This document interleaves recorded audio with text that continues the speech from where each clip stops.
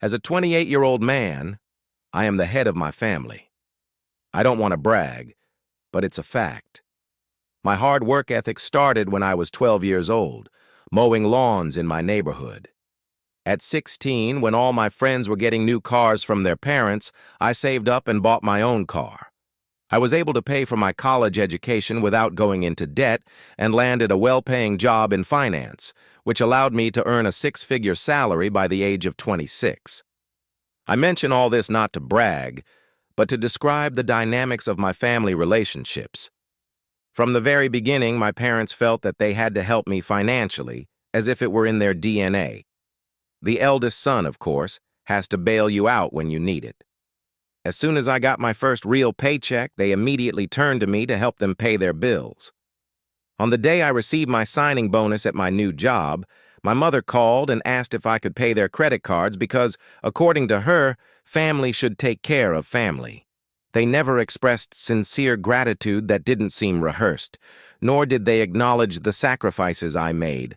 On the contrary, when I slipped up, they made me feel guilty and made demands. I had to buy everyone expensive gifts for the holidays. When we went on family trips, I had to pay not only for my own plane ticket, but for the entire trip to Spain. When my father wanted to find a new golf club, it somehow fell to me to make sure he kept his business connections. This right was quite impressive, although I felt I had to help because they were my relatives after all. That was my attitude. My younger brother Nick, a 26-year-old man, is the complete opposite of me. Handsome and charming, he easily gets along with people, but he is completely irresponsible and lazy. He has dropped out of college twice, cannot hold down a job for more than a few months, and spends all his money on gambling and other useless purchases to impress the latest woman in his life. However, to my parents, he is a man in rose-colored glasses. Any failure is presented as a search for himself or a manifestation of his free spirit. My achievements were predictable and went almost unnoticed. I barely got a nod when I made the honor roll, while Nick celebrated his minimal successes with parties, which is absurd, and I can't help but mention it. Even after such blatant favoritism, I was still on my brother's side, hoping that he would eventually learn his lesson. I had to pay his gambling debts 3 times, and in the end, the amount exceeded $20,000. I let him live in my apartment for free for several months after he was evicted, and I used my connections to get him a job, which he, of course, lost. I was, in a sense, a classic enabler, and I was programmed to play that role my entire life. I first met my fiancée, Eleanor, a 25-year-old woman, 7 years ago at a mutual friend's birthday party. I found her very beautiful, the perfect combination of beauty and modesty. She was studying to be a psychologist and hoped to open her own practice one day, and we liked each other.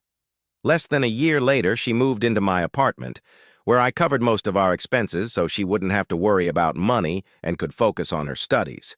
I paid for our vacations, fancy dinners, and even the designer clothes she needed to attend professional conferences and meetings.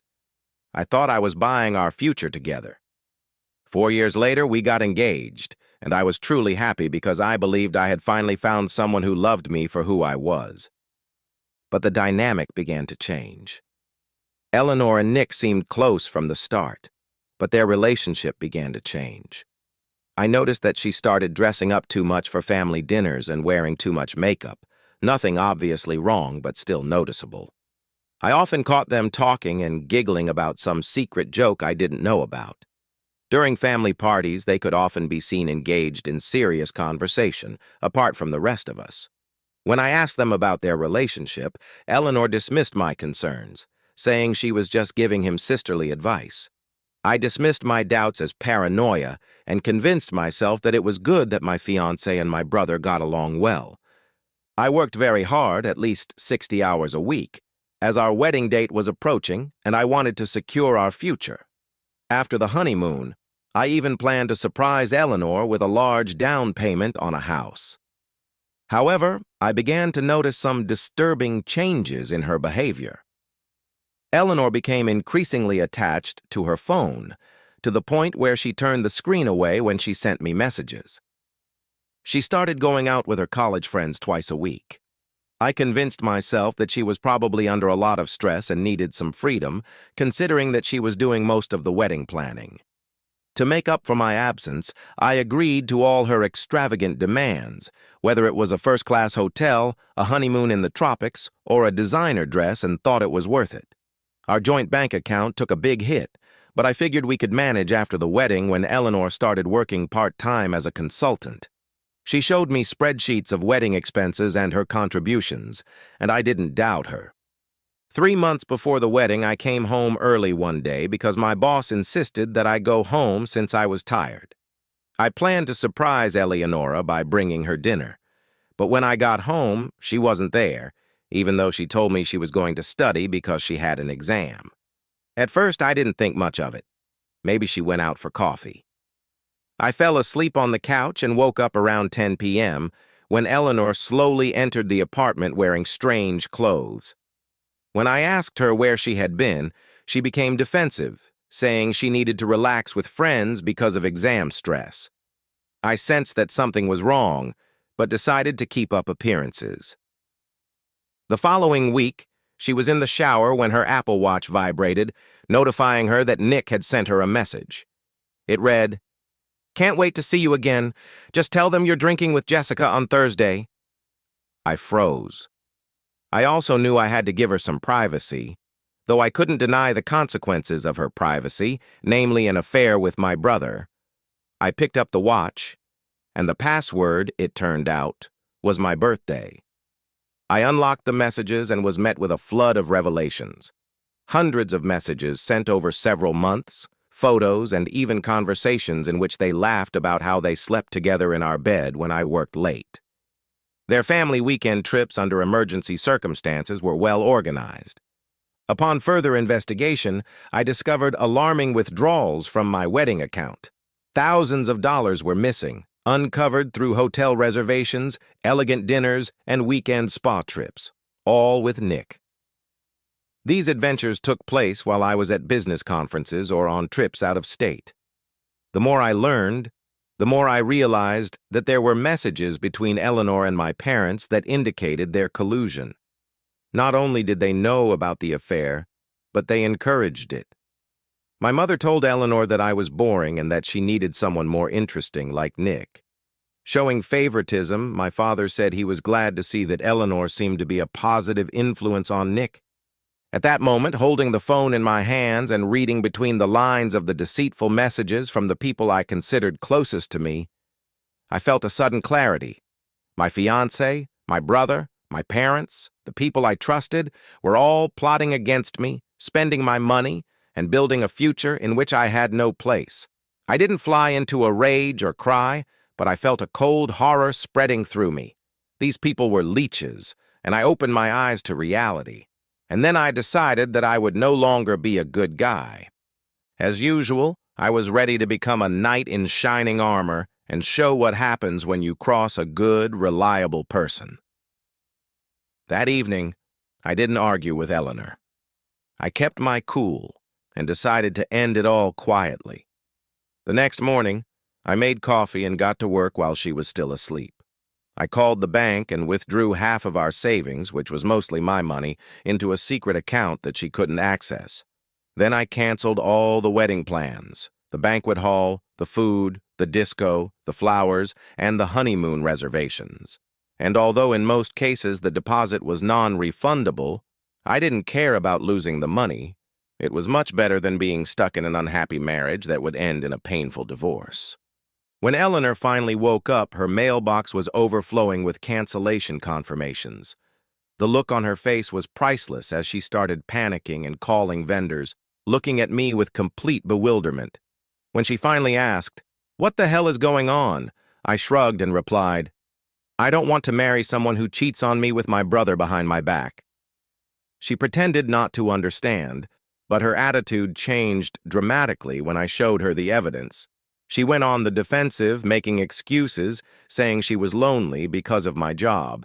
It was very hurtful, considering I had been trying so hard to give her the best life I thought she deserved. I refused to say any more and left for work, saying, "Let's talk about this later, I'm already late." All day, my phone was ringing off the hook, mostly from her, but also from my parents and even Nick. I pretended not to hear any of them and let them panic. The messages Eleanor sent ranged from confused to angry, then to false concern, and finally to desperate pleas. My parents demanded to talk about the situation, and I replied with a single message. "Of course we'll talk. Dinner is at 7, family." That evening, I went to get a haircut, and with my new look, went to meet my parents. I was going to ruin their lives, and I was going to do it elegantly. When I walked in, Eleanor was sitting next to Nick at the dinner table, and they both looked anxious and awkward. Mom and Dad were ready to play their parts with concerned but disappointed faces. The table was set as if it were a normal family dinner, which only added to the insult. I didn't wait for anyone to start talking and placed the folder with all the compromising messages, photos, hotel, and bank receipts showing how the money had disappeared on the table. Their faces, when it dawned on them, were priceless. Eleanor's blood drained from her face, and Nick's smugness disappeared. Mom started to panic, and Dad tried to intervene, saying, "Talk like an adult, son. Let's talk." I didn't want to use physical force. I'd never been like that. But something inside me snapped when Nick had the nerve to say, "It's not what it looks like." And before I knew what I was doing, I crossed the table and punched him in the face, feeling his nose crack under my fists. Chaos broke out in the room. Women were screaming, and my father was trying to hold me back. I managed to land 2 more good punches before they pulled me away from him. Nick sat on the floor, holding his nose, which was broken, while I adjusted my tie and cufflinks, trying to regain my composure. I told Eleanor that I was terminating the lease on our apartment, and that she had 72 hours to collect her belongings, after which they would be thrown out onto the street. I turned to my parents, who were still huddled over their beloved wounded son, and told them they would never see another penny from me. No more paying off gambling debts, no more helping them pay their property taxes when they couldn't afford it, and no more family vacations paid for by everyone. I reminded them of the years when I was their lifeline, when they wanted to abandon their irresponsible son, and now that tasty feeding trough was gone forever. Mom started crying and arguing that I was making a mountain out of a molehill and that we could work everything out. My father tried to sound authoritative, as he always did. "Son." Eleanor was still sobbing, and her tears did not elicit any sympathy. Nick was too shaken to add anything meaningful to the conversation. As I left, I said one last thing. From now on, they were all dead to me. No attempts to mend relationships, no reunions, no forgiveness. The years of exploiting my loyalty and generosity were over. I was no longer the second choice and the cash cow for everyone. The silence that followed was sweeter than any sound I had ever heard. They couldn't say anything, couldn't justify themselves, couldn't give a reasonable explanation. Nothing. I told myself that I was leaving with my head held high, got in my car and drove away, never to look back at that house again. In the days that followed, the messages resumed, but in a completely different tone. Eleanor wavered between anger and despair, saying she had made a serious mistake and that Nick had seduced her, as if she had no control over their year-long affair. My parents didn't hesitate to use every manipulative tactic they knew: guilt, shame, family duty, and even threats to tell my relatives that I had mental health issues. Nick was mostly silent, probably still nursing his wounds. I decided not to respond to anything, blocked their numbers, and set up email filters to redirect their messages to the trash. I began the process of severing all remaining financial ties between us. It was like removing a cancerous tumor, painful but necessary for my survival. The hardest part was dealing with our mutual friends. There were those who immediately took Eleanor's side, and there were those who tried to remain neutral, which I also found offensive. Some reached out to me to offer support, which I appreciated but mostly avoided. I never craved pity or platitudes. I was doing just fine on my own. Work was my refuge, and I immersed myself in it, staying late every night and coming in on weekends. Within 2 weeks, I found a lawyer who helped me resolve the issue with my apartment lease, closed all joint accounts and credit cards, changed my phone number, and started looking for a new place to live. For the first time in my life, I was doing what I wanted to do, not what I needed to do to keep the peace in my family or to make them happy. It was a liberating feeling. The next 4 months felt like a strange rebirth. I had never understood people who blossomed after a breakup, but my situation changed quickly once I removed the negative people from my life. I disappeared from their radar, left my old apartment, and moved into a cool loft in the city center. It was more expensive, but worth every penny because I found peace of mind. Eleanor had been draining my bank account, and Nick regularly asked me for money, and my financial situation went from decent to stable almost overnight. I started watching my savings grow instead of explaining unexplained withdrawals over and over again. I took some of that money and updated my wardrobe, bought furniture I liked instead of the IKEA furniture Eleanor insisted on, and even ordered a new car. Work became my main hobby, and all those extra hours I spent working began to pay off. My boss noticed that I had become a more productive employee, and it was amazing how much I could get done without the daily drama. 2 months after the wedding that never happened, I got a promotion and a 30% raise. The financial analyst that everyone thought was too boring was promoted to one of the youngest senior managers in the company's history.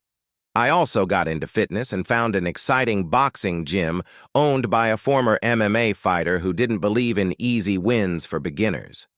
Within a couple of months, I lost 33 pounds of fat, gained about 20% muscle mass, and could even defend myself in the ring. For the first time in my life, I was my own boss. I didn't have to feel guilty for bailing Nick out, paying Eleanor's endless bills, or being a lifeline for my parents. It was freedom. I was spending my money on myself. I started making new friends, not the fake ones Eleanor and I were used to, but real ones with whom I shared interests. At the boxing gym, I met guys who invited me to their poker nights, and I reconnected with co-workers I had been too busy to socialize with before. All this time, I didn't keep in touch with my family. They seemed to understand that I was serious about cutting ties, but somehow information leaks out, even when you try to prevent it. Another cousin, with whom I remained on good terms, would occasionally share news with me, inadvertently breaking my rule of not communicating with my family. As it happened, the perfect relationship between Nick and Eleanor fell apart with a huge bang. Reality caught up with them when I was unable to support them financially.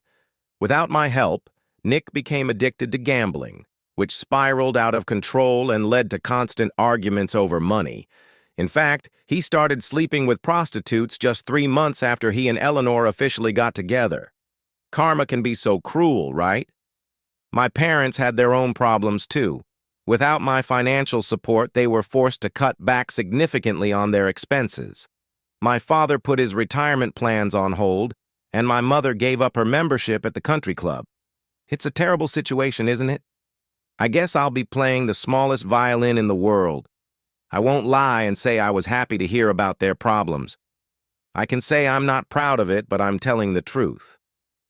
After they played with my loyalty for years and treated me like the worst son, I felt a sense of justice when I saw their world crumbling without my support. I thought I was finally free of all the drama, but one evening after a business dinner, I came home and found Eleanor sitting on the floor at the entrance to my new apartment. I couldn't understand how she had found my address. I barely knew this woman who had always been so perfectly dressed and groomed, and now she looked disheveled. Instead of designer clothes, she was wearing mint-colored sweatpants. Her hair was messy and tied up in a terrible net. Her eyes were puffy and red from crying. At first, I wanted to ignore her. How did she find out where I lived? Probably someone at the office had let it slip. I promised myself I would find out who it was and deal with them later. But what did she want? Against my better judgment, I let her into the apartment, mainly because I didn't want a scene in the hallway that would attract the attention of my new neighbors. As soon as the door closed, she burst into tears. She launched into a rehearsed speech about how Nick had changed since they got together, how he had become controlling and abusive, how he had squandered the money she had set aside for rent, and how he had cheated on her with several women. She said that when she complained about Nick's behavior, my parents turned against her, saying she was an ungrateful bitch who wasn't good enough for their precious son. Between sobs, she lamented that she had made the biggest mistake of her life by wasting years on a good man, meaning me, and called Nick a piece of trash. With tears in her eyes, she said that she had been willing to do anything to make me happy and asked if we could start over. She insisted that she had realized her mistake too late and that we could rebuild what we had from scratch. Eleanor was remarkable in her courage. She really thought I would welcome her back with open arms, that I would be so desperate and pathetic that I would take her back after everything that had happened, and that her tears would wash away my betrayal. When she finished her dramatic performance, I shook my head, said I was sorry, and then couldn't hold back my laughter. Her confusion was painful. She hadn't expected me to forgive her right away and make up with her in tears. I laid everything out on the table in front of her and reminded her of what she had done, of her betrayal, of her blatant disrespect. You just regret getting caught, and that life with Nick wasn't the fairy tale you imagined it would be, right? I asked. Oh, dear. Did you seriously think I was stupid enough to give you another chance? A few seconds passed, and her pretense collapsed. The tears that had been flowing a moment ago were wiped away, and in their place was a nasty, desperate look. She began spewing phrases about how she would never find anyone like me. I smiled and walked her to the door, saying that I didn't want to find anyone like her. I advised her to focus on finding a job to support herself. I couldn't think of a more satisfying revenge than the sound of the door closing behind her. I thought that would be the end of it. But Eleanor wasn't going to give up. Over the next few weeks, she used every strategy she could think of to get me back. She came to my office with flowers and was thrown out by security. She wrote to me from various new addresses, which I immediately sent to spam, and even used our mutual friends to campaign on her behalf. Those friends quickly became ex-friends. Her subsequent attempts were even more pathetic. The last time she showed up at my new gym, somehow finding out where I worked out. Her devotion was remarkable. She made such a scene that my friend, a mixed martial arts trainer, literally had to carry her out. That was when I filed a restraining order. I should have done it sooner, but part of me couldn't imagine her continuing after such a clear rejection. I underestimated her desire for dignity. After the restraining order went into effect, Eleanor disappeared from my life, no doubt to lick her wounds and find another victim. I heard through the grapevine that she had returned to her parents in Ohio and was telling them that I had emotionally abused her, which was why she had cheated on me. Standard Darvo tactics: denial, attack, role reversal of victim and perpetrator, typical of narcissists. To be honest, I really don't care. Meanwhile, my life was getting better and better. With the promotion came new responsibilities, and I handled them easily, without the daily drama of a toxic relationship. For the first time in many years, I started taking real vacations, going on weekend trips to places I had always wanted to visit.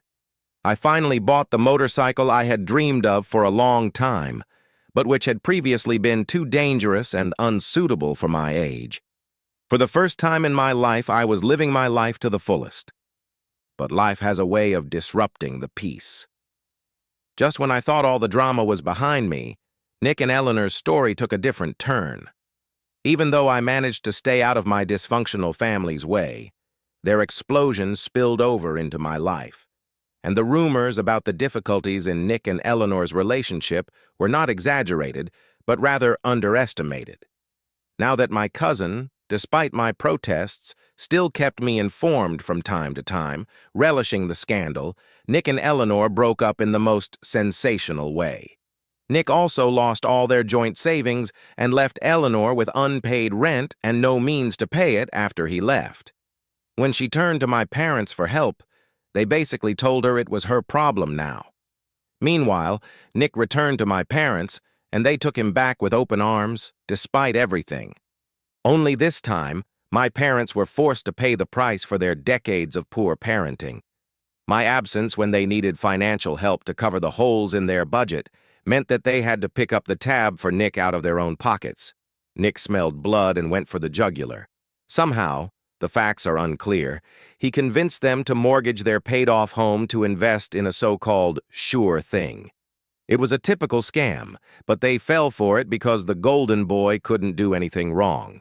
When the business, as expected, failed, they took out another mortgage to cover Nick's gambling losses after a threatening man came to their door, became co-signers on a loan for a luxury car that Nick immediately crashed while driving drunk, and paid his legal fees in a drunk driving case. A series of bad decisions. This time, the punishment was final. Within a few months, my parents, who had previously lived comfortably and belonged to the middle class, were on the verge of bankruptcy. Their home, where they had lived for the past 30 years, was mortgaged. My parents were forced to retire at 65, my father, and take jobs in retail, while my mother had to work in a school cafeteria and take on extra shifts. Nick, for his part, did what he always did when things went wrong. He changed his phone number, blocked his social media accounts, and disappeared, leaving my parents to deal with the consequences of his mistakes. He was probably either dodging loan sharks or hiding out with his latest sucker, whom he had convinced to finance him. I found out about all this indirectly and tried not to show any emotion. They had chosen sides many times, and now they were paying for it. I had fought too long to rebuild my life to get dragged into their drama. However, it seemed that the universe wasn't done testing me yet. Exactly 1 year after I last spoke to my family, my phone rang from an unknown number. In any other situation, I would have sent the call to voicemail. But since I was waiting for a call from a client, I answered and realized it was my mother. "Hello, dear. It's been a long time," she said, and that was an understatement. I was about to hang up, but my curiosity got the better of me. She called and asked if we could meet to talk about a very serious family matter, saying it was urgent. I was ready to refuse, but again, my curiosity got the better of me. I knew what it was going to be about, but I needed to hear it for myself. "Sure.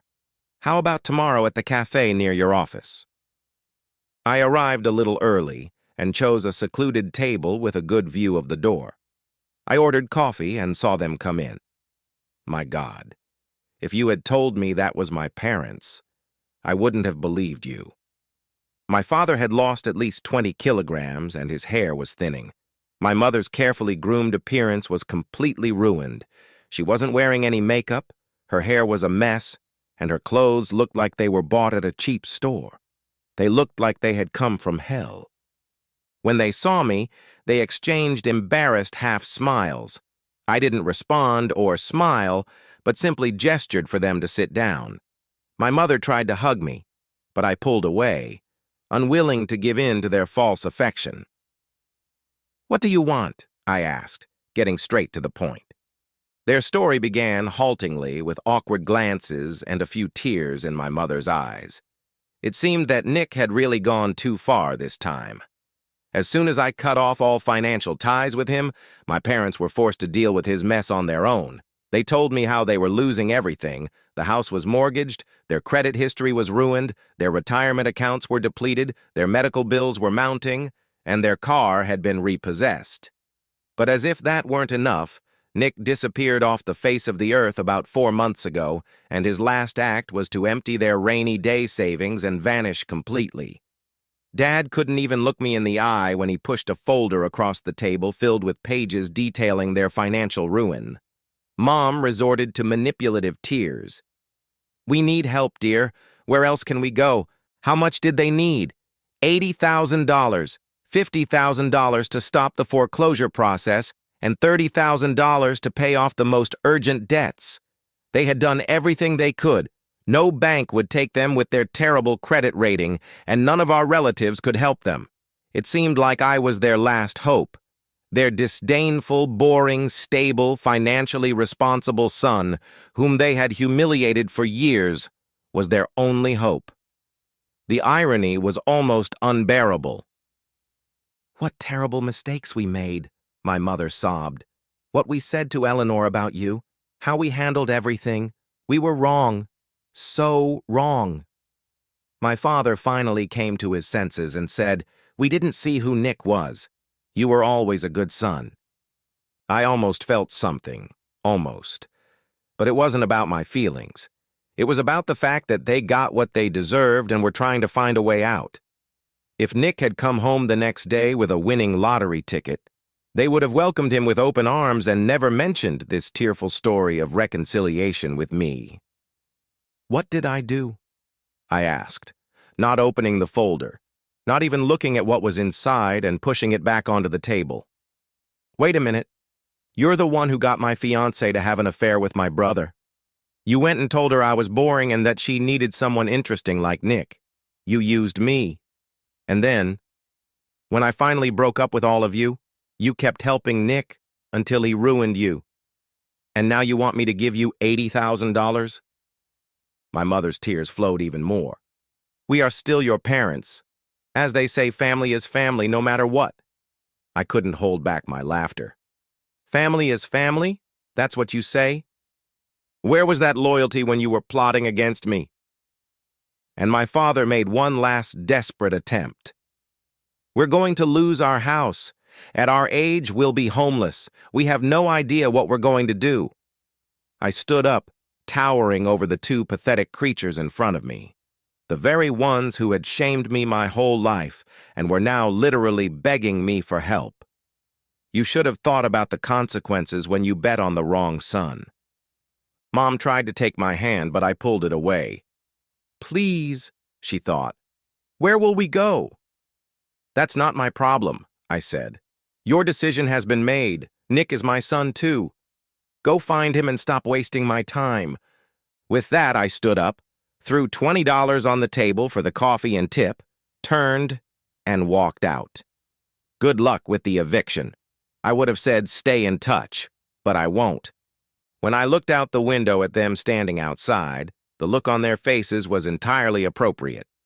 I walked to my car feeling lighter than I had in years, without guilt or doubt. People may judge me for being heartless, but it was the best I could do, leaving those two spoiled bloodsuckers behind. They didn't want reconciliation. They wanted to find a new master, because their golden child had sucked them dry and abandoned them. I went back to work, turned up the music, and didn't think about them until I sat down to write this post. To be honest, I'm relieved to be the bad guy in their lives, because in mine, I've finally become a good person.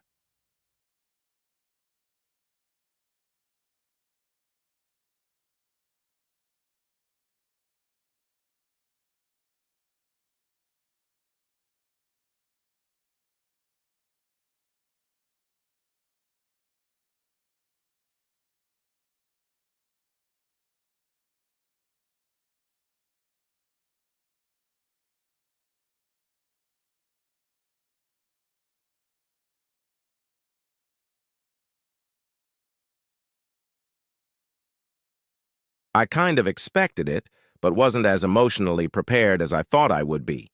Neglect, disrespect, absolute refusal when it came to any intimacy all pointed to the same thing. She was either having an affair, thinking about having an affair, or just tired of being my wife. I had kind of made up my mind to lose her. Over the past few months, she had become easier to accept. What I didn't understand was why she didn't just leave. I mean, why drag it out? Just say goodbye and move on with your life. I didn't wire money because we didn't have much. We lived in a house with no debt, but only because it belonged to my grandmother and we moved there after she died. I was already seeing signs I didn't like, so I talked to my parents and they agreed to keep the house in their name for at least a year, just to be sure. We had our own house. Well, us and the bank. We lived there for 6 years before Sandy drank too much wine one night and dozed off, leaving a dozen candles burning, one of which was too close to the curtains. She was awakened by the alarm and managed to get out, but by then the entire living room was engulfed in flames. The fire department got there about the same time I did, preparing to fight the fire as I told them about the gun collection and all the ammunition I kept. About that time, a few shots rang out, so they moved a safe distance away and let it burn. One of my best friends was the captain of that particular station, and he wrote that it was too far away when they arrived to help with the insurance. Apparently, there was no stupidity clause in the insurance policy because they paid it off, leaving us with a net amount of about $30,000. It was more than I thought we would get, so we took it and moved into Grandma's house. We still had about $20,000 left, and she would get half of that, enough to start living in a decent apartment. I would stay where I was. I did a few other little things, and if we split up, she would be very disappointed. Like I said, I expected it. I just didn't expect it to go so cold-bloodedly. I was working a different shift. My hours were later than hers. It was winter time, and it got dark pretty early in my area. I noticed her car wasn't in the garage, and the porch light wasn't on. I walked in calling her name. She didn't answer, and I found her by the dressing table putting on makeup. She was wearing a LVD, not the one I was used to, a brand new one with a higher hem and lower neckline. I watched her for a few minutes while she ignored me. "Are we going somewhere?" "No, it's me. I have a date." She waited for the explosion, but it didn't come. I just stared at her until she got nervous. "Did you hear me? I said I'm on a date. I'm seeing another man." "No, you're not." "You're what?" I said no. No means no means no means no. You can date whoever you want, sleep with whoever you want as soon as you move in. I'll apply as soon as I can. But you won't do it while we're living under the same roof. Why don't you pack some things and stay somewhere else for a few days? Give me time to organize everything, and then we'll talk about how to divide it up. Her laugh seemed almost raven-like for some reason. "I'm not leaving. You are. I love this house, and when it's mine, I'll decorate it the way I like. If you prove yourself a dear, at least I'll get most of the money when we're forced to sell. Do us both a favor and move in with your parents until this is over." No. You need to leave." "Oh, I'm going in about 30 minutes. Don't come here when I get back or I'll call the police. I'm sure I can think of something to get you thrown out. I heard they're going to hold you for 48 hours for domestic violence. I think I can change the locks and get a restraining order by then." E was a little shaken when I smiled. "Whatever you think, don't do it. I'm serious, Henry. This is a done deal. You're about to get screwed. Life's a bitch. Now, if you'll excuse me, I have to fix this lipstick. This bright red should be the perfect color. It should show off the ring, don't you think?" I just smiled and walked out of the bedroom. I knew she didn't have the courage to ask him to pick her up, which meant she was going to meet him. I walked through the garage, picking up the aluminum baseball bat I'd used over the summer. 4 good swings took care of her headlights and taillights. She's not leaving in that car. I walked back and saw EE purse lying on the counter. I opened it, noticing a 6-pack of condoms as I pulled out her cell phone. Not wanting to make a mess, I took it into the garage, removed the battery, put it on the workbench, grabbed a hammer, and broke it into 3 pieces. I reassembled the phone without the battery and tossed it back into my purse. I almost stuck pinpricks into the condoms, but stopped, thinking she would claim it as mine. She walked into the kitchen as I was pouring coffee, carrying the highest heels I'd ever seen. When she saw me, she frowned. "Out!" she shouted, pointing at the door. I just smiled and sipped my coffee. She sighed. "Okay, if that's what you want. Look for the cops here soon. You might want to call your dad for bail money when you can get out." I took another sip of coffee. Why would the cops come? I didn't threaten you.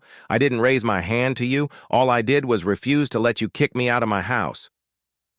"That's not what I'm going to tell the cops. You threatened me when I asked for a divorce and you insulted me.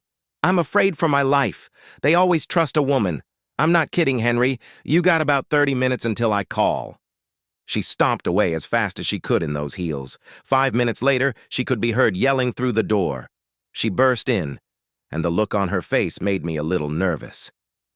"Axe you, you bastard! What did you do to my car? What makes you think I damaged your car? You shouldn't leave it parked on the street like that." For a second, she just stared at me. "Never mind. I'll just call him to pick me up. I'll even let you see me kiss him when I get out. Don't be surprised if you don't see my head when we leave." It was my turn to make EI nervous as I grinned. "Sure, give him a call. It'll give us a chance to get to know each other better. I can tell him what a crazy bitch you can be. I hope he doesn't have any long-term plans. After all, you're proving to him that marriage vows don't mean much to you." She went up a few decibels when she discovered her phone wasn't working. Stomping off, she came back in her sneakers, carrying her heels. "Have a nice evening," I said, smiling. "Fuck you, fuck you, fuck you, you're gonna get keyboy, motherfucker." I could still hear her swearing as she walked down the street. It was almost too much when I saw her knock on the first door and E wasn't let in. She must have repeated it for half a block until she realized no one was going to help her. "Thanks, Mom." I called her when I figured it out, and she called all the neighbors. I grew up on this street, everybody knew me, and everybody loved me. E, not so much. I knew she would be coming to the phone soon, so I sat down again and waited. It took about 20 minutes for the cops to answer. I didn't know it at the time, but she was back, staying in the shadows, waiting for the police officers to arrive. I knew one of the policemen, the girl I graduated from high school with. I invited them in, offered them a cup of coffee. They seemed nervous. "Let me guess. You're here on a domestic disturbance call. See the broken furniture? See the abrasions on your knuckles? The torn clothes?" They shook their heads. "Then what makes you think there was any disturbance?" "She said you threatened her, Henry. Told her you were going to ruin her life when she told you she was leaving you. I'm sorry, Henry, but the law is clear. We have to arrest you." "God, that sounds serious. How serious is perjury?" The man spoke first. "If you have any evidence of that, now would be a good time to show us." And so I showed them the cell phone camera video. Both cops frowned. "Well, that gives you a lot of options, Henry. Perjury's out of your hands. That's up to us. However, you can use the video to get a restraining order. You can clearly hear her speak. You'll get yours. A clear threat if we've ever heard E. Sounds like you guys don't need to be in close proximity to each other right now. You can file tomorrow and give our names as proof. In the meantime, if you have any way to secure the house so she can't come back, that might be a good idea. If she comes back, call us.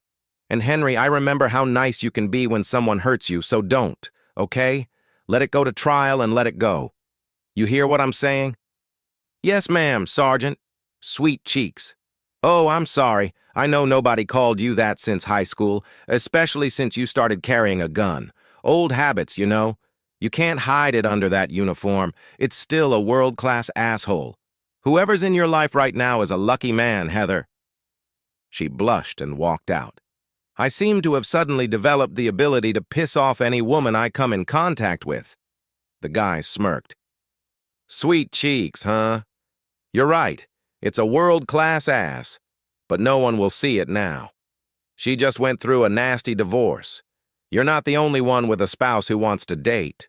Please don't make us come back tonight." They didn't have to come back. While I was talking to the cops, my loving wife slipped into the garage with the bright idea of taking my car. The flaw in that plan was that she threw her keys on the kitchen table and couldn't get in with the cops.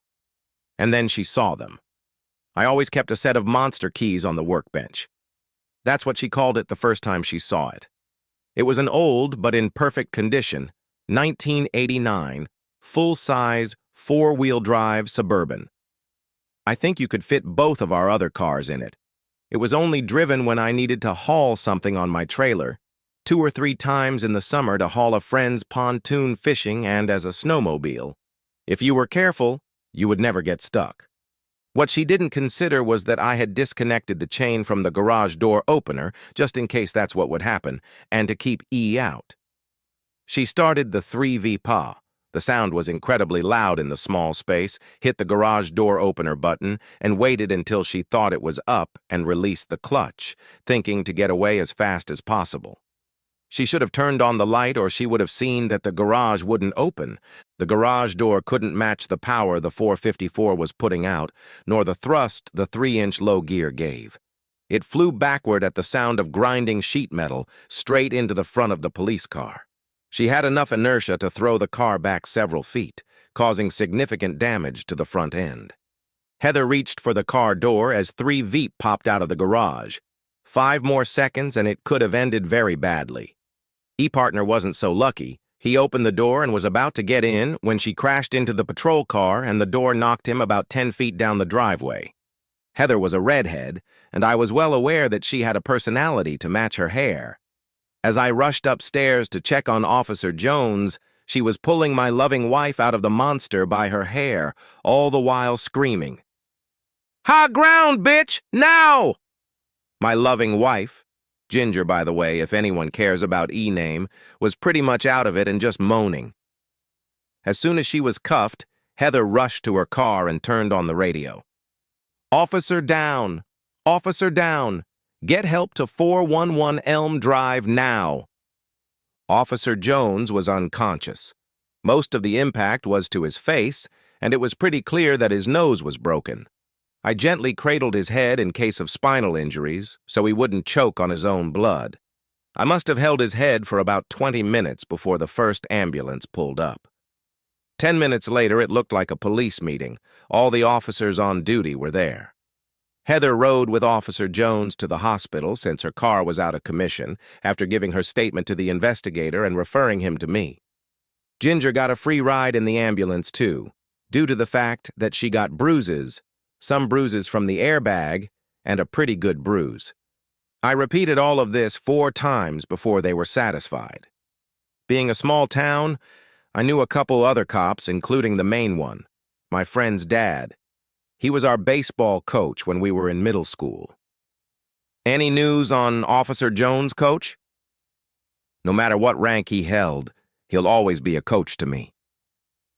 "Nothing definitive, Henry. But so far, it doesn't look too bad. They'll know more when they study the MPT and X-rays."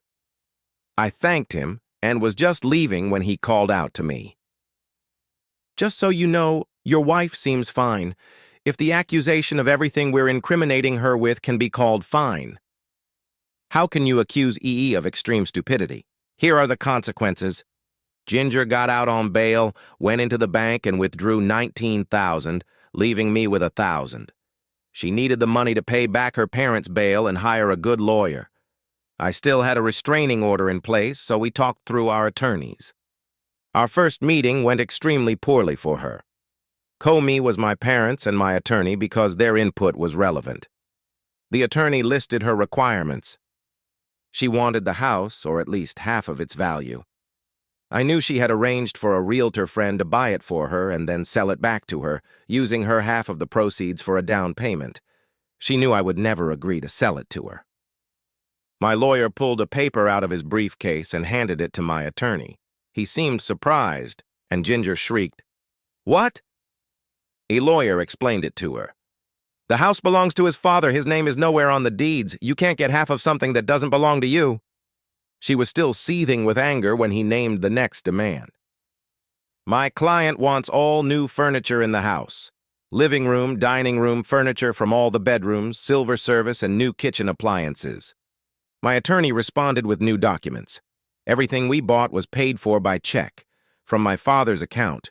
We'd pick something out, I'd take it home, pick up my dad and his truck, he'd write a check, and I'd give him cash. "I'm afraid all of the rental furniture belongs to the homeowner. None of it is public property, but he agreed to let you choose one of the bedrooms, I suppose, for nostalgia.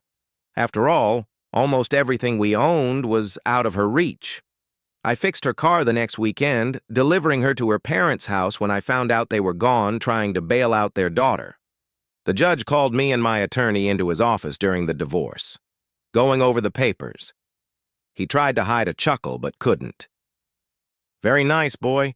You cut her legs right out from under her. You knew that was going to happen, didn't you?" I shrugged. I hadn't exactly envisioned the scenario, but I knew it wouldn't end well. I was just protecting myself. By all rights, she owed me $9,000 of the money she took, but if she just signed the papers, we'd be even, he muttered. Fair enough. Back in the courtroom, he told Ginger that everything was documented and legal and there was nothing he could do about it, but I agreed to leave her all the money she took if she would just agree to the divorce. If not, I would demand it. She was furious, but she had no choice. The judge dropped the gavel, and I was a free man. She had to forget about me and concentrate on her other problems: filing a false police report, assaulting an officer with an automobile. They pounced on a bunch of trivial crap that was thrown out because they were mad at her about Officer Jones. She got lucky and ended up on probation for a year. I ran into her a month later at Walmart. She wanted to talk, so we ordered drinks at a coffee shop and sat down. It took her a minute to find her voice. Why were you so hard on me? I could ask you the same question. When exactly did you decide to give up on our marriage? You could have just broken up instead of making the last few months so miserable. And what was the reason you shoved your date in my face? You've lived with me long enough to know I don't just give up. She sat for a minute before she spoke. I wasn't happy, and I haven't been for a long time. I hated when our house burned down, hated moving here, hated leaving our friends behind. I guess that's where it all started. Looking back, I realize you're a good guy and I should have just talked to you. That's probably the stupidest thing I've ever heard you say. I didn't want to go home either. I liked where we lived. If you had given me any idea that you wanted to stay, we would have taken the insurance money and bought something else. Even after we moved, we could still come back. I think that was probably partly true, but the truth was that you wanted to leave. Why is there so much singing and dancing at the end? I know it wasn't all your fault, but I blamed you for everything. I didn't really care about anyone else. I just wanted to hurt you. I'm sorry for the way I acted. You were right. We should have just talked it out and parted as best we could. I got up. I'm done. Well, that was enlightening. You need to see someone, Ginger. You're totally screwed. I heard you're coming home, so I doubt I'll see you again. Try to live a decent life, and if you fall in love with someone else, use our experience as a learning tool. I didn't say goodbye. I just left. I saw EE 4 years later when I returned for a friend's funeral. She looked almost the same, maybe 5 pounds heavier with longer hair. She saw me and smiled, but we never talked. That was fine with me, better to let bygones be bygones. About 2 years after the whole mess, I ran into Sargent, sweet cheeks at the firing range. She was wearing jeans and she still had a killer ass. We talked, and I found out she was engaged to Officer Jones, who had made a full recovery. He got a pretty good settlement from my auto insurance, and they planned to use it for a down payment on a house. 18 months later, I saw EE again and asked her how she was enjoying marital bliss. She snorted. I guess he didn't think as highly of my ass as you do. I caught him with a different ass. And the ass belonged to a man. We didn't part on the best of terms. I wish I could sympathize, but I don't. She seemed surprised.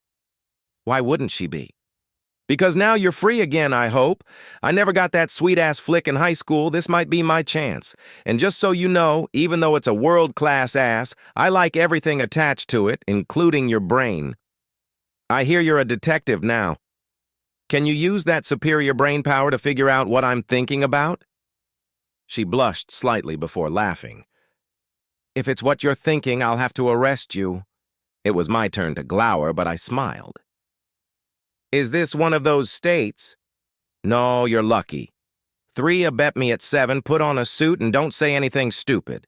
Now shut up and do it. I showed up at 7 o'clock sharp in my best suit. I don't know if it was genetics or training, but even as stupid as I can be sometimes, I knew better than to complain about it. I didn't put her to bed until we were married, 9 months after our first date. All I can tell you is it was worth the wait. And now it's Captain Sweet Cheeks. I may sound silly, but calling her Sweet Cheeks in public is not the same thing, although she does like it when I say it in the bedroom. Ginger's been seeing a counselor. I don't know if it helped or not. She's been married twice, and the second husband seems to have been careful. He seems to keep her on a pretty short leash and reminds her of me when she gets out of control, telling her that I'm not the only one who can do that to her. It seems to help her focus, at least on the cousin who told me about it.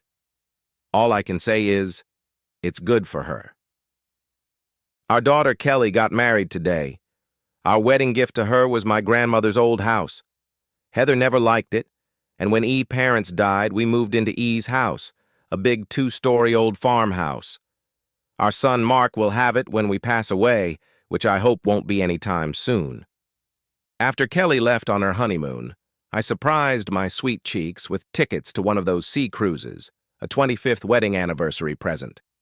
She had always wanted to go, and I had finally saved up the money to invite EC with me. 2 weeks in Europe, the vacation of her dreams. It brought me some really good love. I have to go. Sweet Cheeks calls me back to bed, gives me a little blue pill and a glass of water. It looks like it's going to be a really good vacation.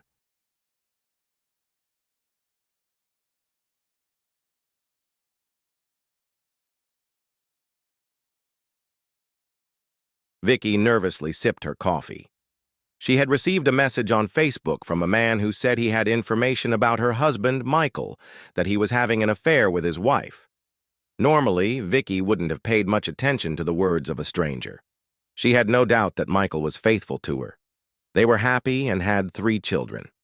She had come here just to tell this guy what she thought, and he was already 20 minutes late. He wrote that Michael had been acting strangely in recent months. Although their sex life hadn't changed, it wasn't spectacular, but it was good. He seemed less enthusiastic, worked late, and had been going out to business dinners more often lately. In addition, the message was accompanied by evidence, text messages between Michael and someone named Amber. As bad as it was, there was a guy across the cafe staring at her. Her nerves didn't calm down when she saw him approaching her table with an A4 envelope. "Excuse me, are you Vicky Masterson?" he asked politely. Vicky looked at him. He was quite young, much younger than her, fashionably dressed, and had the attractive appearance of a young man, not someone who would normally approach a middle-aged woman, mother of 3 children. "Yes," Vicky replied cautiously. "I'm Zach Gallagher. I sent you a message about your husband on Facebook." "In a private message?" "Yes, I sent you a message on Tuesday." Zach now looked a little uncertain. "May I sit down?" Vicky waved indifferently at the chair opposite her, inviting him to sit down. "What is this about, Mr. Gallagher? I will not tolerate unfounded accusations of infidelity against my husband," she said sharply. "Please call me Zach. Believe me, I wouldn't have contacted you if I didn't have proof, and I don't enjoy telling you about it. I just thought you should know what your husband has been doing with my wife, Amber." Vicky stared at Zach. Despite his attractive appearance, he was pale and looked like he hadn't slept well. His eyes were sad. Vicky felt uneasy and began to think that he might be telling the truth. "You say you have proof," Vicky said indifferently. "Yes," Zach said, and pulled several sheets of paper out of the envelope. "Here are some text messages between your husband and Amber." Vicky took the papers and took her glasses out of her purse to read them. The messages were very explicit, and her nausea turned into retching. They looked genuine. "This could be fake," Vicky said, waving her hand at Zach and handing him back the papers. Zach looked disappointed, but he reached into the envelope again, took out several photos, and handed them to Vicky. This time, Vicky turned pale and covered her mouth with her hand in shock. The photos showed her husband embracing a much younger woman who looked very much like Zach. In the last photos, they were kissing and heading toward a hotel. The time and date on the photos matched the date Michael was supposed to be at a business dinner with a client. "That's not all," Zach said grimly. The next photos were taken on another day when Michael was supposed to be at another business dinner, and they showed them entering the same hotel. Zach handed Vicky a few more photos.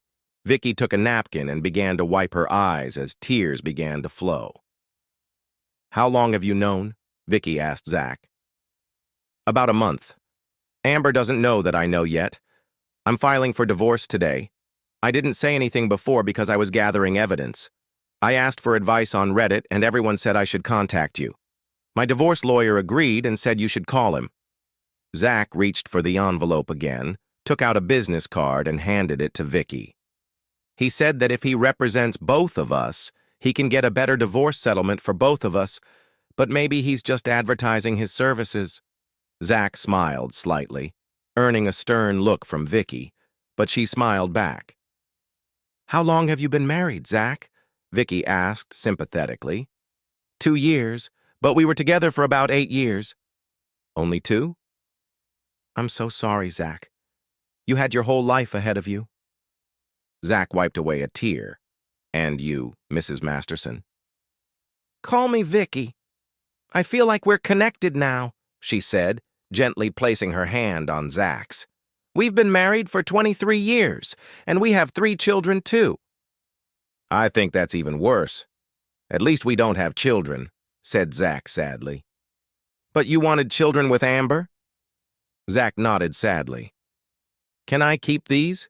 Asked Vicky, showing Zach the photos and text messages. Of course, I have digital copies if you want. I can email them to you, and my lawyer has copies too. Yes, please. I would also really like to stay in touch with you. To talk. I think we could help each other get through this. I'd love to, Vicky, Zach replied, writing his number and email address on the back of his business card. It was really nice meeting you, Zach said as he stood up to leave. I'll be waiting to hear from you. Vicky sat alone, tears streaming down her face, overcome with conflicting emotions, sadness, anger, regret, guilt. She didn't understand why she felt guilty. 23 years of marriage, and Michael had treated her like that, the bastard. He told her he only wanted sons, and she gave him 3. When she told him she wanted a 4th child, a daughter, he refused, and now he was cheating on her with a woman at least 15 years younger than him. Vicky took the business card and sent Zach a message with her phone number, then wrote him an email asking him to send her copies of the text messages and photos. Then Vicky called Zach's lawyer. May I speak to Mr. Trenta? My name is Vicky Masterson, and his client, Zach Gallagher, has come to me with evidence of an affair between his wife and my husband. Yes, please hold. I'll transfer you. Mrs. Masterson, thank you for calling, said a friendly voice on the other end of the line. How can I help you? I would like to arrange a meeting to discuss divorce with my husband. Of course, I can schedule you for today if you can come in. That would be great. If I use your services, what can I realistically expect from the divorce? I have 3 children and a house. Well, based on the information we have, I would expect you to keep the house and your husband to continue paying the mortgage, as well as receive custody of the children, and, at a minimum, child support. I will also try to get him to pay your legal fees. It all depends on what you want to achieve. I want him to suffer. Can you do that? Mr. Trent smiled slightly. I think so.